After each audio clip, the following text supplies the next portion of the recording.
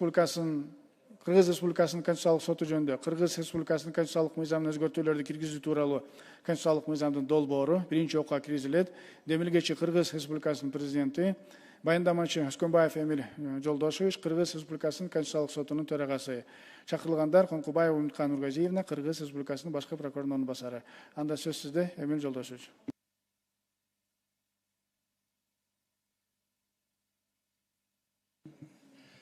Рахмат. Саламатсыздар, урматтуу депутаттар, урматтуу төрага. Сиздердин карооңуздарга Кыргыз Республикасынын Конституциялык соту жөнүндө конституциялык мыйзамына өзгөртүүлөрдү киргизүү тууралуу конституциялык мыйзамдын долбоору киргизилүүдө.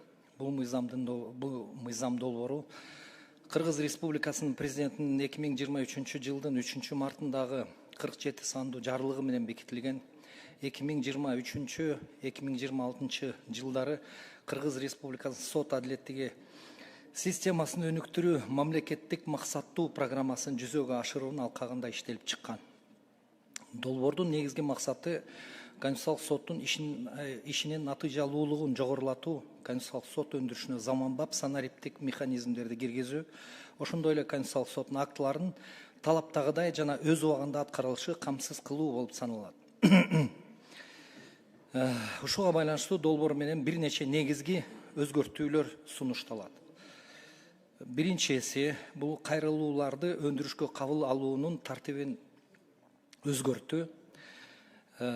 Бүгүнкү иштелип жаткан тартип боюнча келип түшкөн кайрылуулар 3 судьядан турган коллегия тарабынан каралат. Ошолор ушул маселени чечет. Кайрылуу өндүрүшкө кабыл алынабы же кабыл алуудан баш тартылабы. Практика көрсөткөндөй, коллегиялардын аныктамалары боюнча даттануулар олуттуу саны келип түшөт. Ошол себептен Конституциялык сотко кайрылуу укугун чектөөгө багытталган эместигин баса белгилеп кетүү менен тескерисинче кайрылууну текшерүүнүн баштапкы стадиясын күчөтүү сунушталат. Мындан ары бул сунуш боюнча келип түшкөн кайрылуулар Конституциялык соттун жалпы курамы менен каралып, анан ошол маселе чечилет.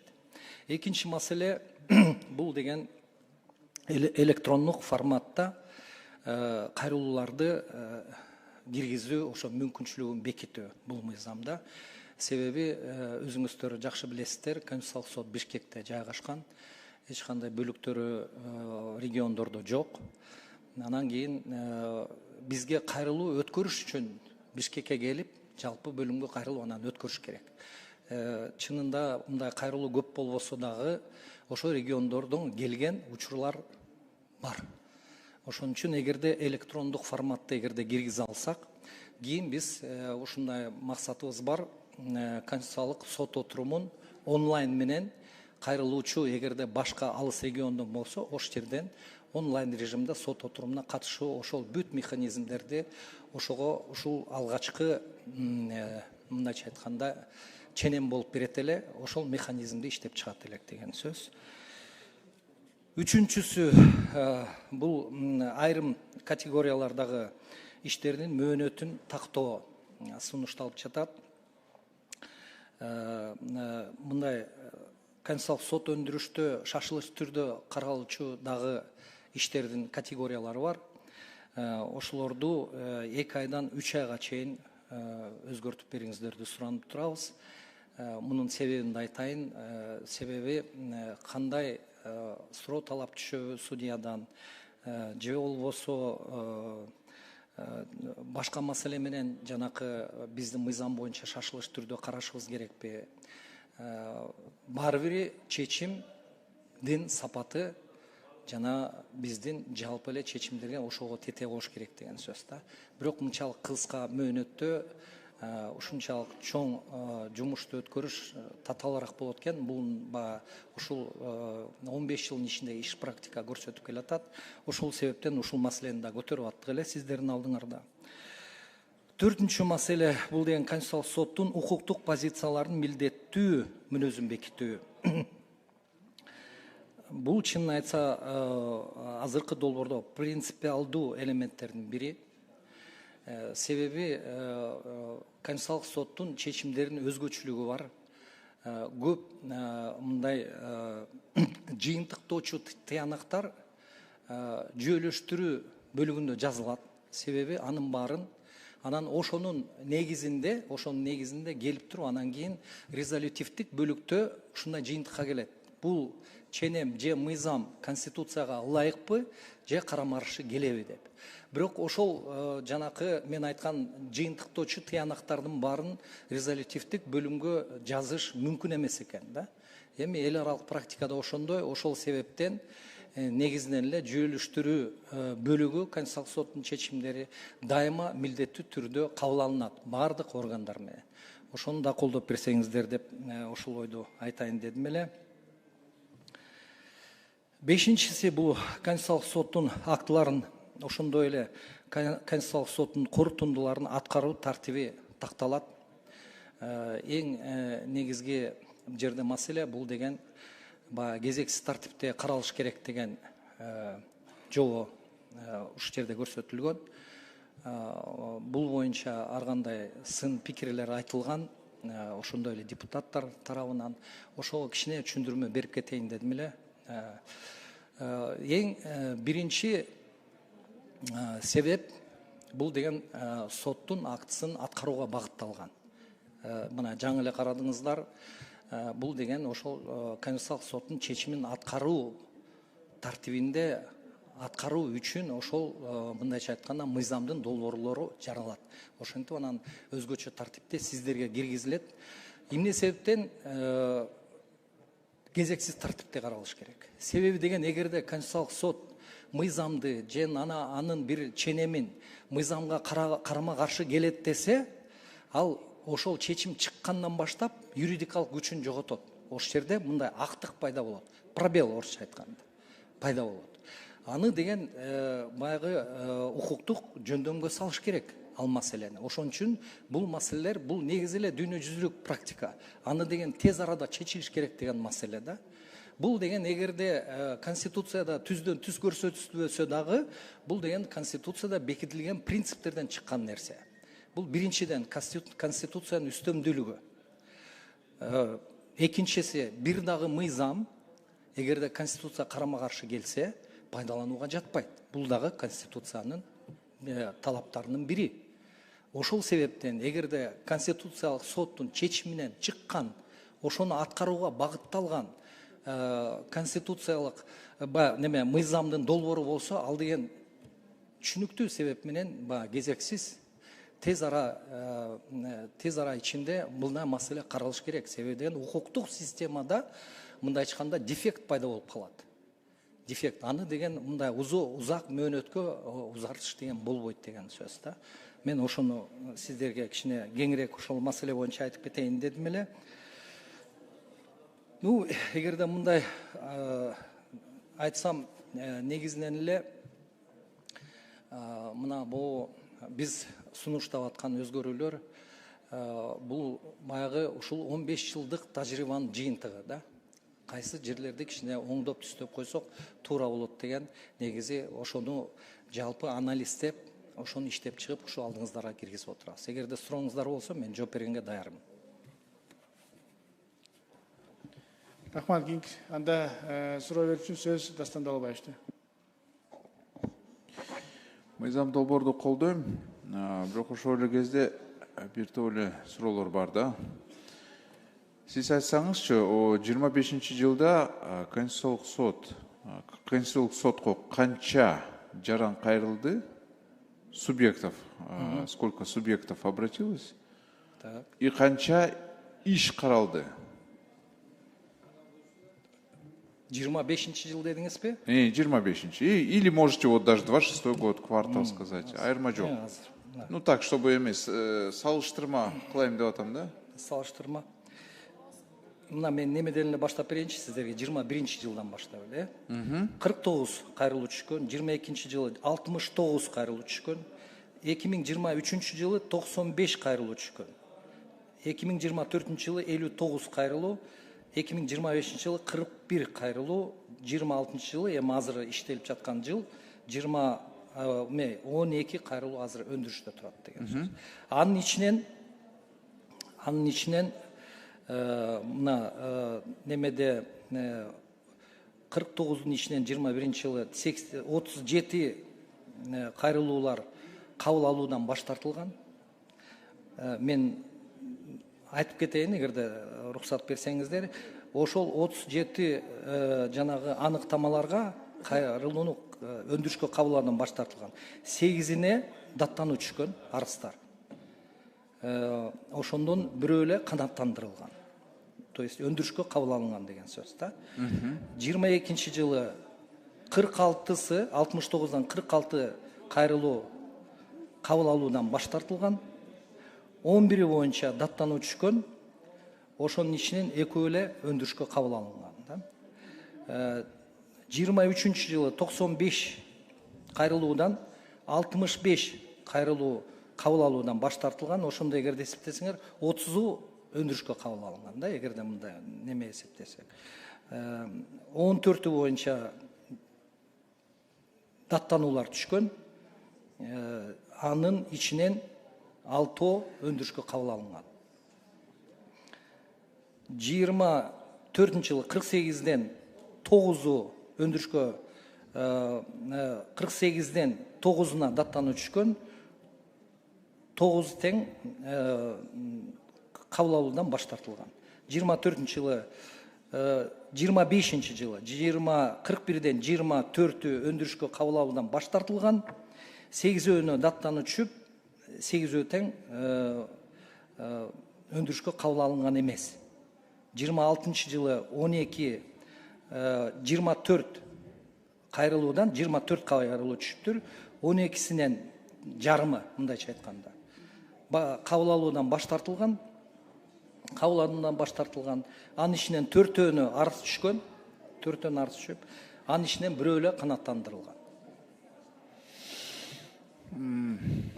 Кызыктуу статистика да. Негизи көпчүлүк айтат го, бул мыйзамсыз чыкты, конституцияга жарашпайт деп, кайрылуулар аз болуп атат. 23-жылда только кайрылуулар өтө көп болду. Анын ичинде практически 10% даже андан аз вы удовлетворяете. 10% только где-то. Правильно же? Туура. Азыр болсо 3 судья караса, силер азыр сунуштап аткан мыйзам долбоор боюнча бүт судьялар карайт, туурабы? Туура. Ошондо тартип өзгөртүлсө, демек ошол мисалы 90 арыз түшсө, 90-ду бүт судьялар карайт. Туура түшүнүп атамбы аны? Азыркы тартип боюнча. Азыркы иштелип аткан тартип боюнча. Жок. Азыр өзгөртүүлөр кирсе күчүнө. Өзгөртүүлөр кирсе, Конституциялык сот жалпы курамы менен бул маселени карайт. Жалпы курамы менен карайт. Ну, как в Джоркинеше, да? Поступило обращение, вы собрались все и рассматриваете. Да.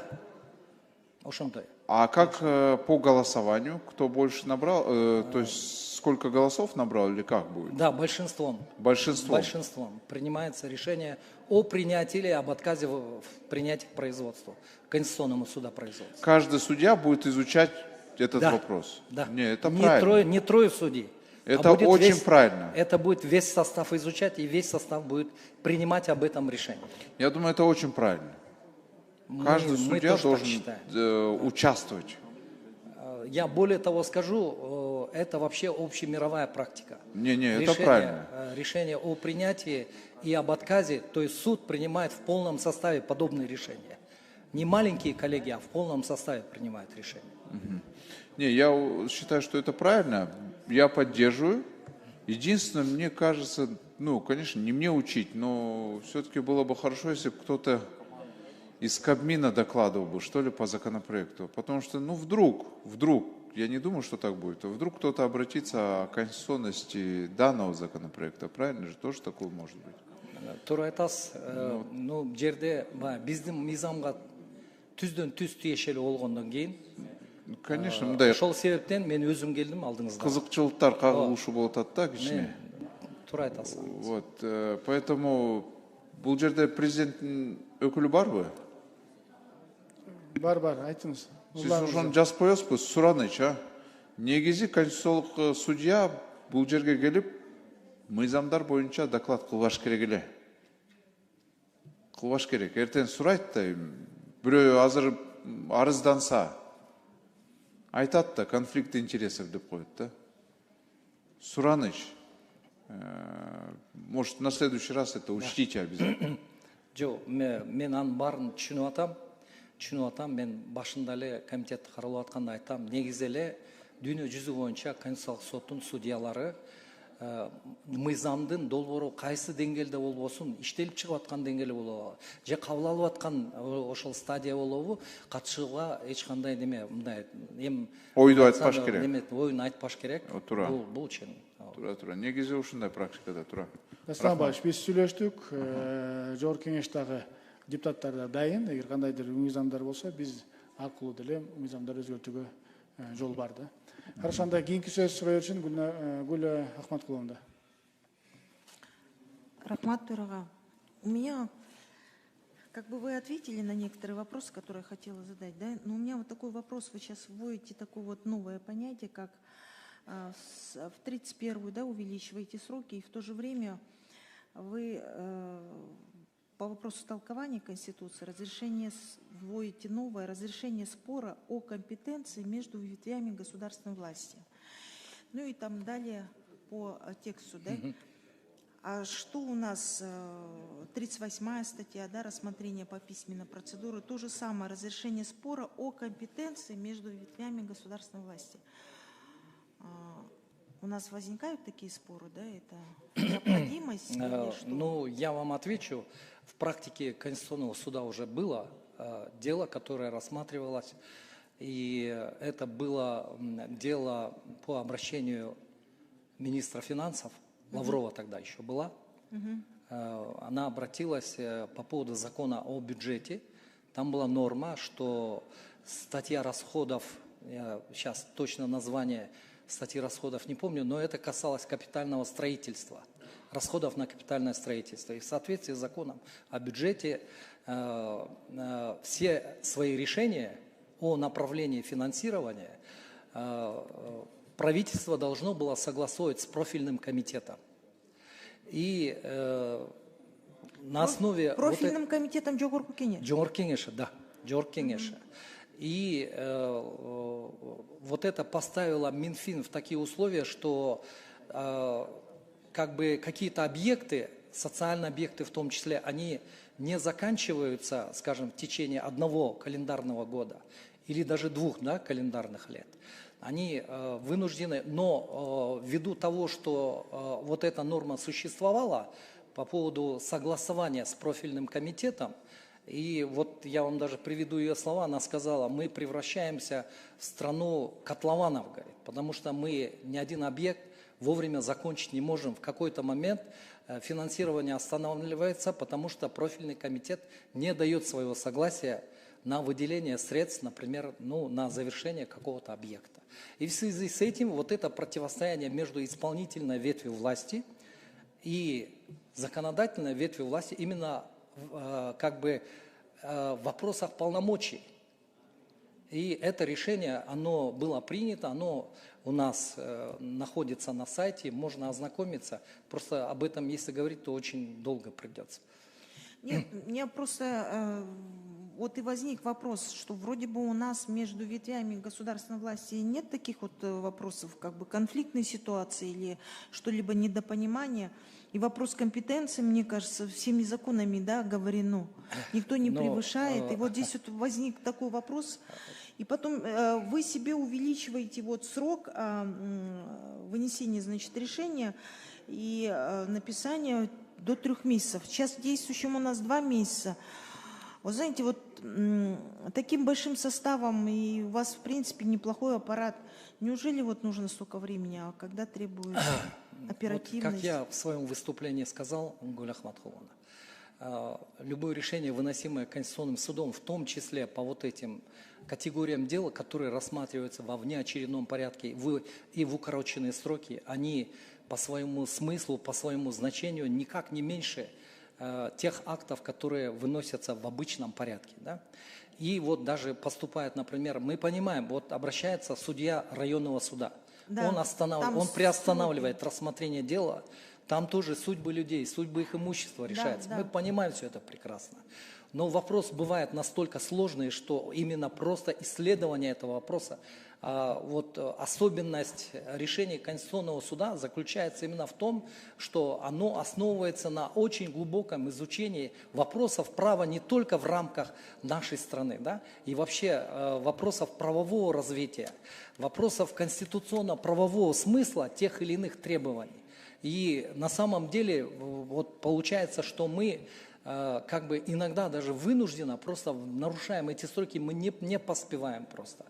Поэтому мы просили, чтобы, вы знаете, вообще вот многие дела в конституционных судах, многие конституционные суды, особенно европейских, там, других западных развитых стран, они вообще не имеют сроков. Дела иногда годами рассматриваются. Суть-то в том, чтобы дать оценку конституционности закона, это очень сложная работа, это очень высокоинтеллектуальный труд и очень глубокие научные исследования проводятся по каждому вопросу, который является предметом рассмотрения Конституционного суда. И в этот срок просто, знаете, это я же вот в своем выступлении сказал, что вот эти предложения, они возникли на основе вот 15-летнего анализа 15-летней деятельности Конституционного суда. И такой момент, 52 со значком 2. При поступлении такого обращения Конституционный суд определяет возможность дачи разъяснения своего решения. То есть Конституционный суд определяет возможность. То есть хочет Конституционный суд дать разъяснение или не хочет. И вот знаете, вот вопрос именно в этом, да, стоит. Вы как-то так вот написали совсем обтекаемо. Мы же с вами юристы, мы как бы всегда хотим, чтобы было четко прописано. И только в случае дачи разъяснения решения и так далее выносит определение. А почему вот такие полномочия? Обращающаяся сторона или государственный орган, который считает, что необходимо уточнить какие-то неясности, на его взгляд, в решении Конституционного суда, он обращается и обосновывает именно почему вот тот вопрос, который он ставит, он нуждается в некотором пояснении, да? В некотором именно пояснении с правовой точки зрения, именно с точки зрения с конституционно-правового смысла того решения, которое было принято. И на самом деле в практике возникают. И в общем-то, вы знаете, дача разъяснений своих решений, поскольку я сказал, они бывают иногда весьма сложные, да? И понимание для правоприменителей представляет большую сложность. И они обращаются, чтобы уточнить какие-то неясности для них. Для нас-то все понятно. И мы какие-то правовые моменты, концепции, мотивировочной части, выводы, правовые позиции, мы им разъясняем, что это означает. И в каком. Нет, я в другом плане. Да. Мне кажется, там, где написано о том, что Конституционный суд определяет возможность, то есть определяет возможность, я и говорю, вы хотите дать разъяснение или здесь, не хотите? Да, Может, мы здесь, поскольку это в первом чтении, мы поработаем насчет редакционного плана, Хорошо. Потому что здесь вот Я немножко... с вами согласен. Я с вами согласен, именно по этой статье, да, по содержанию можно его доработать, чтобы внести такую правовую определенность вот, в смысл этой статьи. И последнее, вот в части законопроекта, вытекающей из решения суда, да, здесь вот говорится о том, что в неочередном порядке одновременно в 3 чтениях. А у нас есть регламент. В данном случае, именно что касается в 3 чтениях, мы согласились с замечанием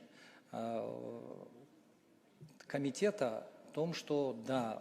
У нас есть регламент. Да. То есть мы согласны с этим. Но вот что касается как бы внеочередного рассмотрения, по этому поводу я объяснил, что создается... Нет, внеочередное такое возможно, но одновременно в 3 чтениях, я думаю... Я согласен с вами. Я согласен. Ну, то есть я тоже снимаю вопрос, чтобы не повторилось так, что если этот вопрос уже вы обсудили, рассмотрели, то есть вносите изменения, дополнения с нашей стороны, с моей стороны не нужно, этот вопрос, правильно? Да, этот вопрос Потому согласен. что, чтобы не было казуса, как вот в прошлый раз, вот говорили да, а фактически потом получилось нет. И вот спасибо большое, я думаю, что мы здесь поработаем. Кийинки сөз суроо үчүн Карыбек уулу Улукбекти. Эмиль Жолдошевич, саламатсыздарбы?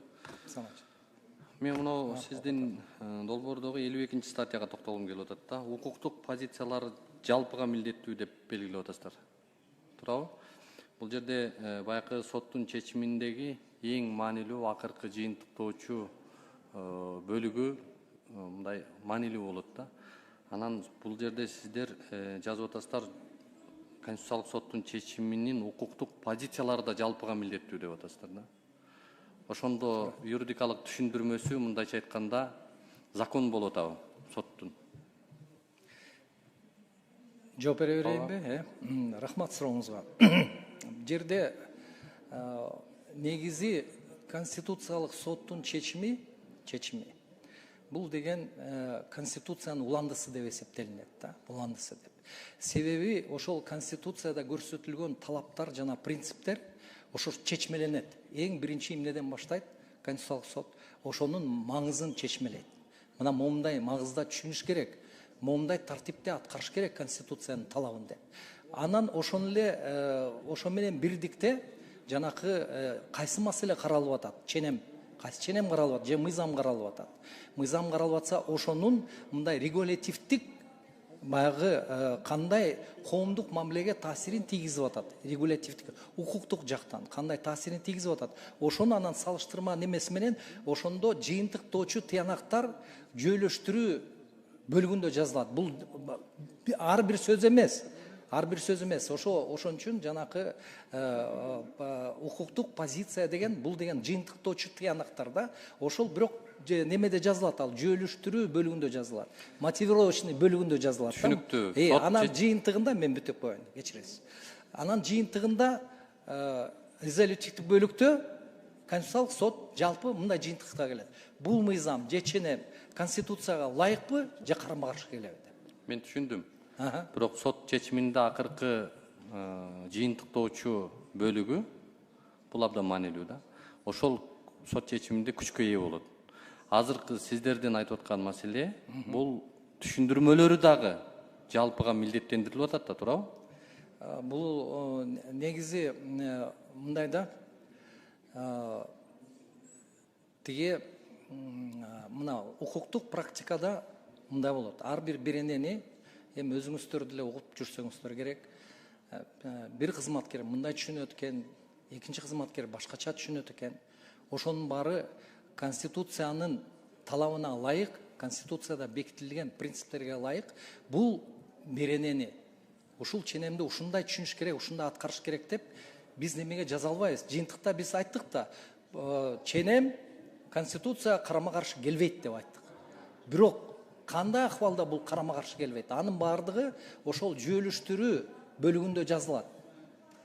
Анан кийин аны бизде мындай болуп атат да, эгерде практиканы алсак, өзүңүз айткандай, жергиликтүү соттор болобу, же укук колдонуучу органдар болобу, башка кызматкерлери болобу, ошону карап туруп өзүңүз айткандай резолютивдик бөлүгүн окуп туруп эле ошо менен иш кыла берет. Өзгөчөлүгү Конституциялык соттун бул дүйнө жүзү боюнча ошондой да. Анын өзгөчөлүгү ошол мунун жүйөлөштүрүү жагын окумайынча. Бул беренени мындай да, башкача айтканда мындай тартип бар дүйнө жүзүндө ошондой да. Эгерде бир мыйзамдын беренеси же мыйзамдын жалпысы менен Конституциялык соттун кароосунда түшүп калса, эгер предмет болуп калса, болду, ошол соттун чечимине ылайык гана пайдаланууга жатат деп, анын баардыгы ошол. Биз ошого акырындык менен көндүрүп келатабыз азырчы. Эмил Жолдошевич, түшүндүм. Бул жерде мен эмне үчүн муну белгилеп атам? Бүгүн де-факто сиздер мындайча айтканда мыйзам чыгаруучу орган болуп калбашыңыз керек. Мыйзам болуп калбаш керек да, сиздердин чечимдер, жанагы түшүндүрмөлөр, жалпы маалыматтар, юридикалык корутундулар. Бул биринчиси. Экинчиси, бул жерде дагы бир маанилүү жагдай, мисалы түшүндүрмө берүү шылтоосу менен мурдакы соттун чечимдери бар да, ошолорду жокко чыгарып, кайра ушул маселени кароого алып келүү маселелери жаралбаш керек. Ушул себептен айтып атам да, мунучу. Түшүндүм, мен сизди түшүндүм. Анан дагы бир мына 3 судьяны жоюу маселесин карап атпайсыздарбы? Ошондо бүгүн бизде 80-90% жарандар юридикалык мындай сабатсыз эмелерди кайрылууларды кылат да, туура эмес кайрылууларды. Демек ошол азыркы 3 соттун эмесин жоюп 9 курамдан турган соттун курамы карайт деп атасыздар да. Ошол эми 90% бизде келген каттардын баарысын алар мындай бир бюрократиялык сиздерге чоң бир кыйынчылык жаратпайбы бул нерсе? Мен азыр мен сизге бир жооп берип коеюн. Тиги негизинен эгерде дүйнө жүзүн алсак, орто эсепинде алганда 5% бүт конституциялык сотторго кайрылуулар 5% кабыл алынат да, негизи дүйнө жүзү боюнча. Биринчи себеби эмне? Эгерде адам мыйзамга күмөн санап атса, анын аргументтери күчтүү болуш керек деген сөз. Анын аргументтери күчтүү болуш керек деген. Бул жөн эле моунуң жарабайт, мага жакпайт деген сөз жарабайт деген. Укуктук жагынан аргументтер абдан күчтүү болуш керек. Ошол жагын байкайбыз. Эгерде сиз айткандай баягы кайрылуулар такыр эле бизде мыйзамда көрсөтүлгөн талаптарга жооп бербесе, аны деген аппарат эле жооп берип коет. Сиз деген ушундай талаптарын аткарбаптырсыз деп түшүндүрүп жооп берип коет. Бизде ушундай талаптар, кайрылууга талаптар мыйзамда көрсөтүлгөн депчи. А эгерде ошолорго жооп берип, мында формалдуу жактан жооп берген кайрылуулар түшсө, алар деген уже соттун кароосуна түшөт.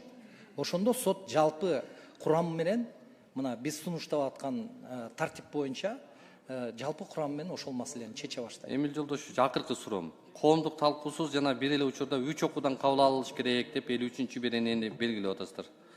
Бул жерде Конституциялык соттун чечими аткарылышы шарт, буга эч кандай талашуу, күмөн жок.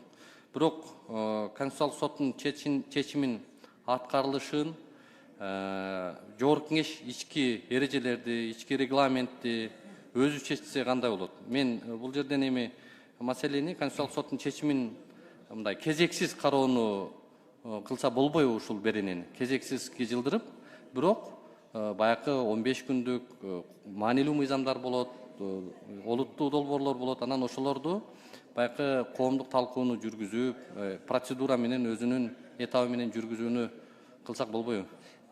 Негизи бүгүн мен концепцияны гана колдоп турам сиздердин алдыңыздарда. Бүгүн биринчи окуу, сиз айткан бул сөздөрдүн баарын иштеп чыгабыз. Неметкен сиз менен да жолугуп, ой пикир алмашып, неметкен биз даярбыз бул маселе боюнча. Жарайт, мен өзүнчө да сиздер менен ушул боюнча сунуштарымды берейин. Рахмат. Кийинки сөз Аманова Бурул Кушбековнада. Кечиресиз, кийинки сөз Саманова Салтанат Абдулдаевна берилет. Рахмат. Эмил Жолдошевич, бул мыйзамды колдойм, анткени аябай актуалдуу, эң керек беренелер киргизилип, эң керектүү эмелер менен толукталыптыр, аябай зарыл болгон. Ушундай бюрократияны азайта турган, ишти так мобилдүү чече турган.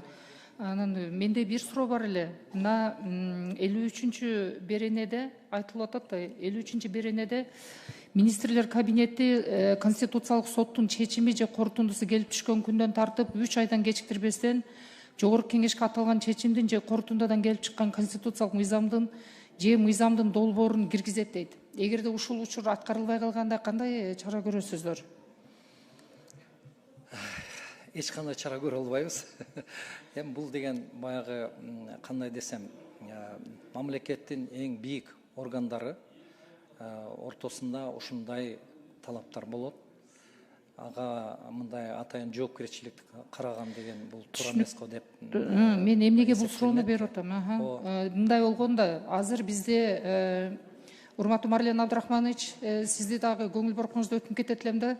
Азыркы учурда мамлекеттик жарандык жана муниципалдык кызмат боюнча бизде мыйзам бар да. Ошол мыйзамдын негизинде эле бардык мамлекеттик муниципалдык органдарда кадр кызматындагылар убактылуу 1 жылга, 2 жылга акы төлөнбөгөн өргүүгө кеткен кызматкерлердин ордуна милдетин аткаруучу болуп иштеп атышпайбы?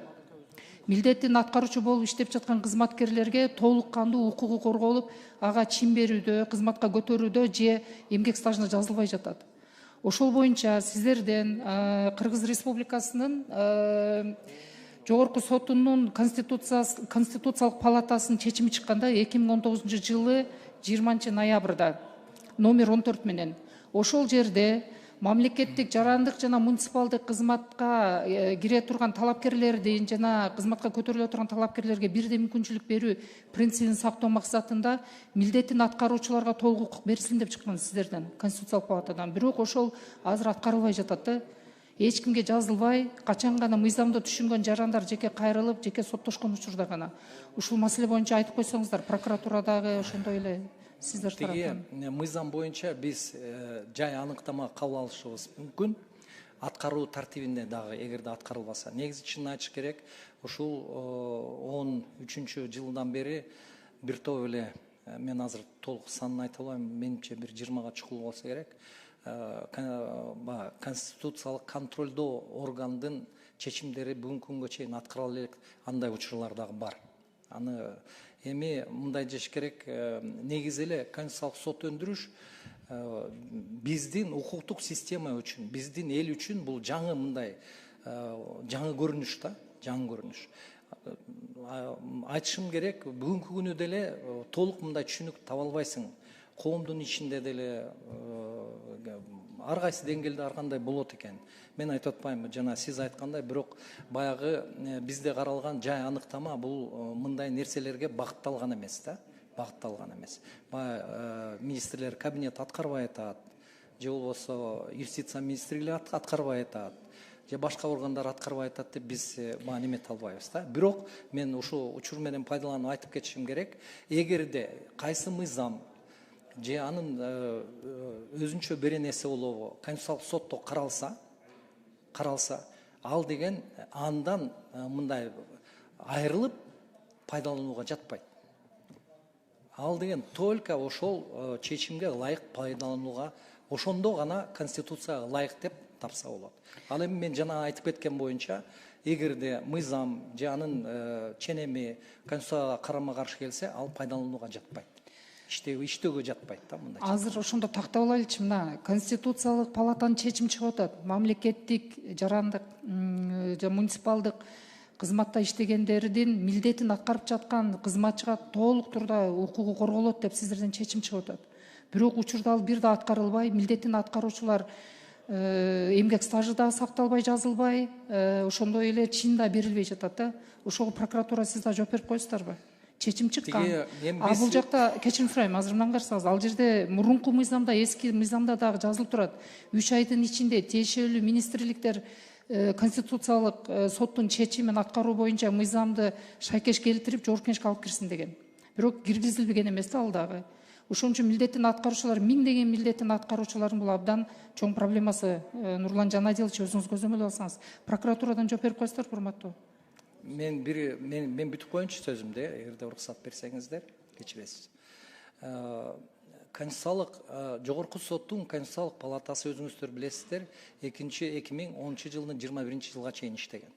Бирок анын кабыл алынган чечимдери эгерде азыр иштелип жаткан Конституция карама каршы келбесе, ал деген аткарылышы милдеттүү түрдө да. Бул бир.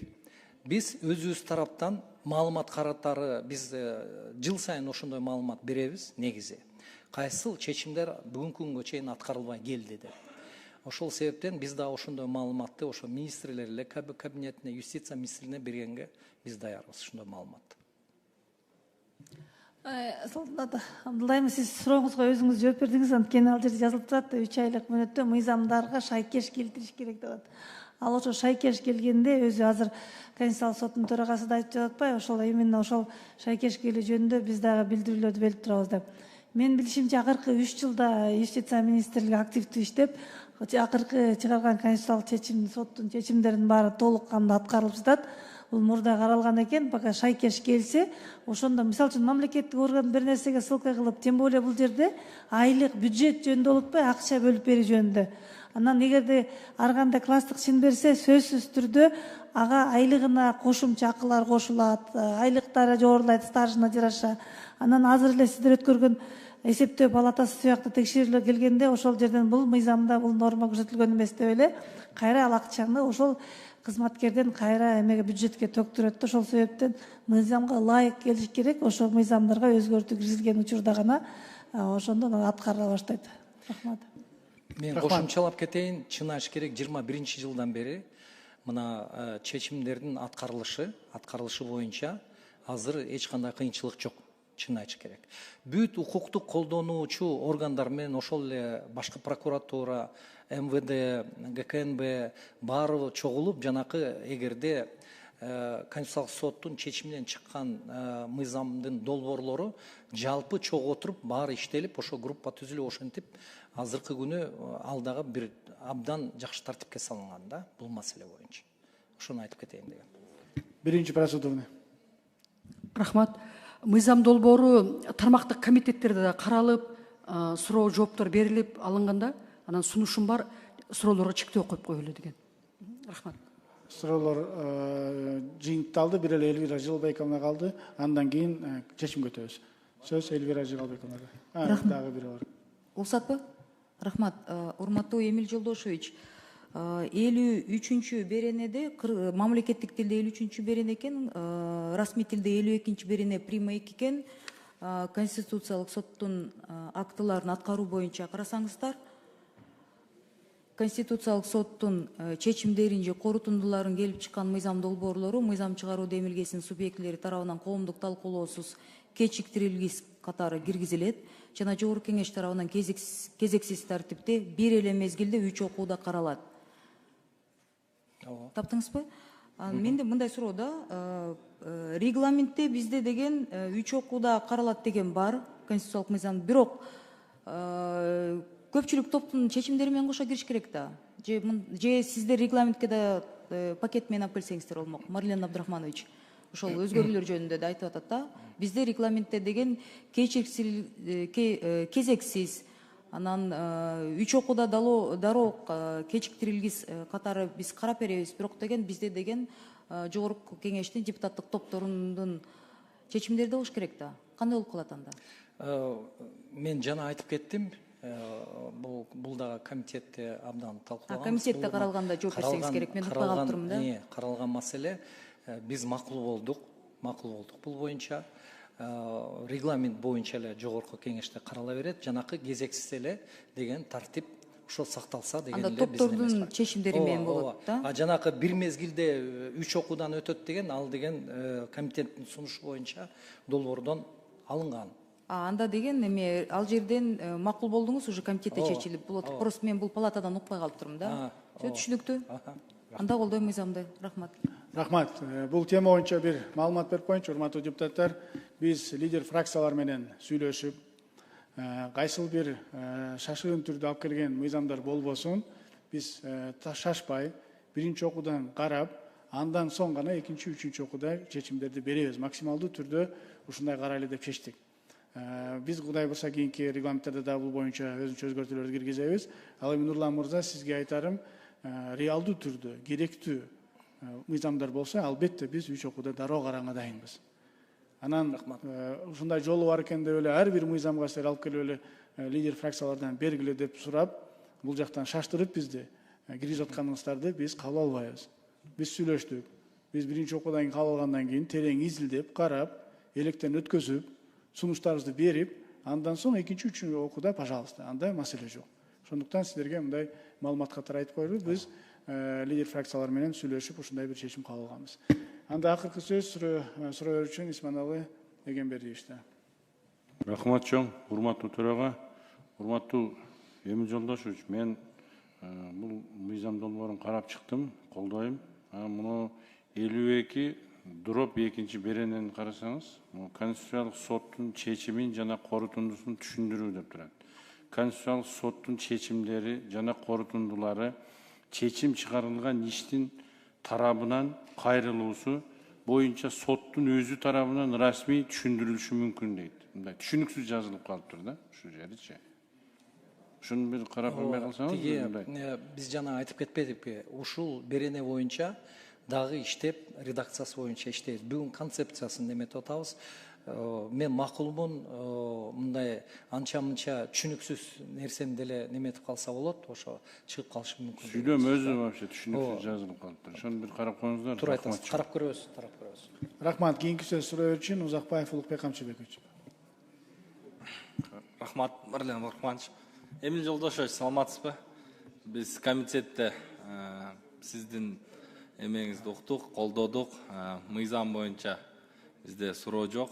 Менде бир суроо бар эле, ушу 2 июлдагы 25-жылы сиз кабыл алган чечим боюнча.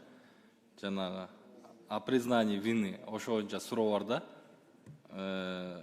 Конституционный суд 2 июля 25 года по всем делам, где может возникнуть вопрос о вреде или о последствиях для других процессов, нужно обязательно продолжать уголовное преследование до установления вины дейт. Ошону түшүндүрүп бере аласызбы мындай? Башка жарандык иштер жана ущерб возмещение болгондо, административный иштер болгондо, ошого сөзсүз түрдө сот менен эле күнөөсүз далилдениш керекпи? Жерде мындай да.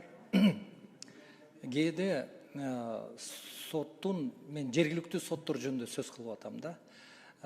Же бир иш бир жерде тергелип атса, анын жыйынтыгы башка ишке мындай таасирин тийгизет. Мен мисал катары келтирейин силерге. Бир неме аскерде кызмат өтөп аткан жигит ДТП болуп каза болуп калат. Жанакы немеси мененчи.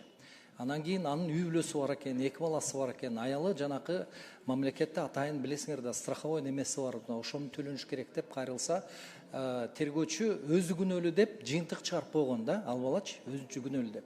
Бирок бизде Конституцияда жазылган адамды кылмыш жасады деп күнөөлүү деп соттун өкүмүнүн негизинде гана табылат да. Өкүмүнүн негизинде гана табылат. Ошон үчүн айтып атабыз, эгерде ошол окуянын жыйынтыгы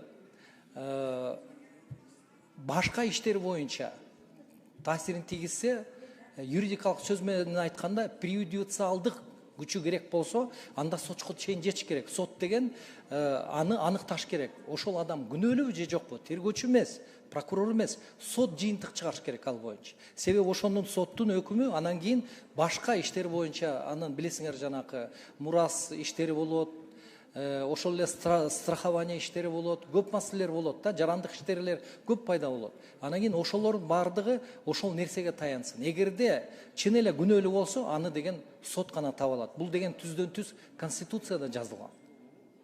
Ошондо мен түшүнүп атам, жарандык ишке сөзсүз түрдө соттун өкүмү керек. Өкүм керек экенде. Эгерде жок болсо дагы, адам жок болсо. Анда канча деген кылмыштер кыскартылгандар, анда алардын баары кайра жандандырылыш керек экенде. Жок, эгерде ошондой, кандай десем, эгерде ошондой иш пайда болуп калса, аны деген биз деген немеден жазып атабыз да, эгерде мындайча айтканда ошого кызыгы бар жак, же кызыгы бар адам, же болбосо башка орган, эгерде ошондо кызыгы бар болсо, ошонун жыйынтыгы боюнча, анын кайрылуусу менен жанакы кыскартылган иш токтому бузулуп, иш сотко жөнөтүлүш керек.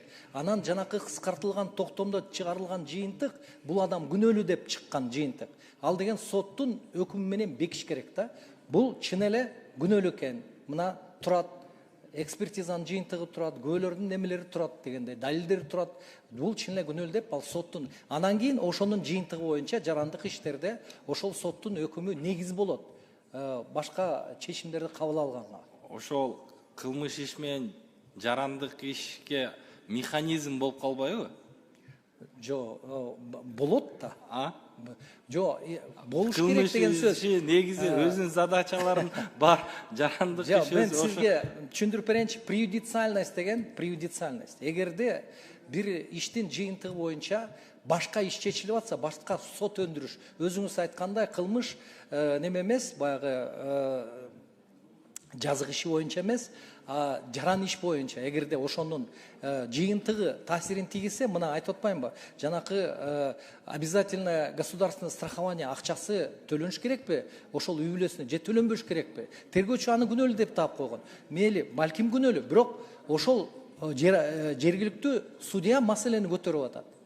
Ушинтип жазылып турат, муну кандай кылыш керек деп. Себеби деген, бул маселени чече албай атам депчи. Анан кийин биз ошону ишти токтоткондон кийин биз ал маселени карап туруп, анан ошондой чечим чыгарганбыз. Бул деген андай болсо, тергөөчү кыскарткан ишти жандандырып, прокурор деген аны сотко жибериш керек. Сот ошол болгон материал, күбөлөрдүн жана башка чогулган далилдердин негизинде ошондой жыйынтыкка келиш керек. Адам күнөөлүүбү же жокпу деп. Анан кийин эгерде ошондой жыйынтыкка келсе, ошого жараша баардык жарандык иштер ошого жараша анан кийин башка чечимге келиш керек деген сөз да. Өзлөрүнүн тийиштүү чечимине келиш керек деген сөз. Ошол боюнча азыр мына биз жаңы эле мыйзам карабадыкпы? Биз колдоп бердик. Ошо кылмыш кодексине, жарандык кодекстарга өзгөртүү киргизүү сиздин чечимиңизге ылайык. Менде ошондо бир нече суроолор бар болчу. Анда комитетте сиз болбой алгансыз да. Анан ошону бир кеңирээк бир талкуулап көрсөк сиз мененчи. Мен оюмча бул мен жана эле айтып кеткендей, мен урматтуу депутаттар ар бириңер менен эгерде ошондой маселе туулуп калса, мен жолугуп түшүндүрүп бергенге даярмын. Хорошо. Рахмат, анда суроолор жыйынтыкталды. Экинчи процедурный.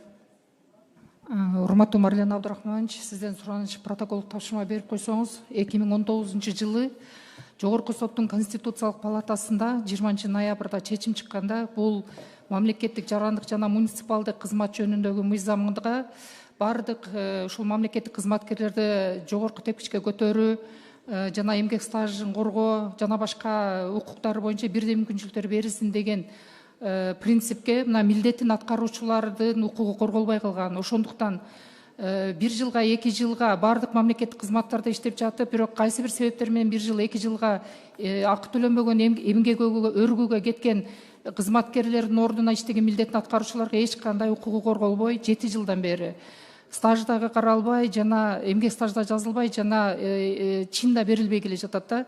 А бирок 2019 жылы мына Конституциялык палатадан чечим чыккан. Бирдей укуктар берилсин деген. Ошондуктан ушу протоколдук тапшырма берип, тиешелүү мамлекеттик орган ушул чечимди 3 айдан кечиктирбестен жогорку кеңешке алып кирилсин деп турат да, мыйзамда, эски мыйзамда. Мына азыр өзгөрткөндө эле ошол сакталыптыр. Ошону азыр чыктап коебуз. Макул, азыр эске алабыз, Кудай бурса. Так, болду, башка маселе жокпу? Анда комитеттин корутундусун окуу үчүн сөз Жылдыз Кошкар районунда. Рахмат төрага. Урматтуу төрага, урматтуу депутаттар, комитет аталган мыйзам долбоорун талкуунун жыйынтыгы менен төмөнкүдөй корутундуга келди. Кыргыз Республикасынын президенти Сатур Нуркожоевич Жапаров тарабынан демилгеленген Кыргыз Республикасынын Конституциялык соту жөнүндө Кыргыз Республикасынын конституциялык мыйзамына өзгөртүүлөрдү киргизүү тууралуу конституциялык мыйзам долбоорунун концепциясы жактырылсын жана аны биринчи окууда кабыл алуу жогорку кеңешке сунушталсын. Урматтуу депутаттар, аталган мыйзам долбоорун биринчи окууда колдоп берүүңүздөрдү суранабыз. Аппарат каттоон ачыңыздар, урматтуу депутаттар, аталган мыйзам долбоорун биринчи окууда добушка коюм, добуш бериңиздер. Конституциялык мыйзам, урматтуу депутаттар, добуш бериңиздер.